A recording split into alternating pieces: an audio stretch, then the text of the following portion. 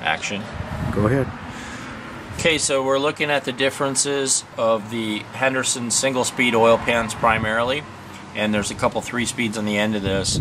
And if you look, the first two pans are 1913s. This is a 2000 number. This is a 1600 number, and you'll notice that the oil cock drain leveling is on the center of a 13, and you can see the large drain plugs with the scallops and the lead washers. If you go to a 1914 oil pan, you'll see that Henderson has moved the drain cock to the rear where it would stay till the end, and you can see the large drain plugs with the lead washers go away to more conventional drain plug.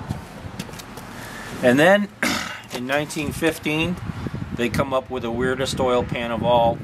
They lose the big strong center support fin. This is actually a factory mod, and the bike was starting to get more powerful, noted for cracking back here. If you look, after all the failures that took place on these in 1916, the pan stays relatively the same, except for the center support fin gets moved to the side where the clutch pull would be on the side of it, and the fins get really pronounced again on this, and you can see that it gets strong with this large fin on it if you notice, and you'll see they even carried the fin on the smaller. 1916, there's two different versions of the oil pan. This is the early version, this is the later. Bill Henderson, who's obsessed with economy of design, figures he gets it strong again, so what's he do? He starts shaving the fins back off it again. He gets this really smooth lick. And of course that carries over to the 3-speeds.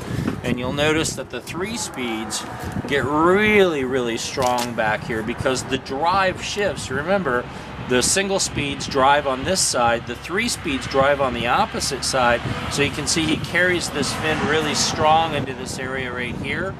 And then there's some subtle casting nuances as to where the oil bosses go on a 1917 oil pan versus a 1918, 1919 Chicago. This pan was made in Chicago, this pan was made in Detroit.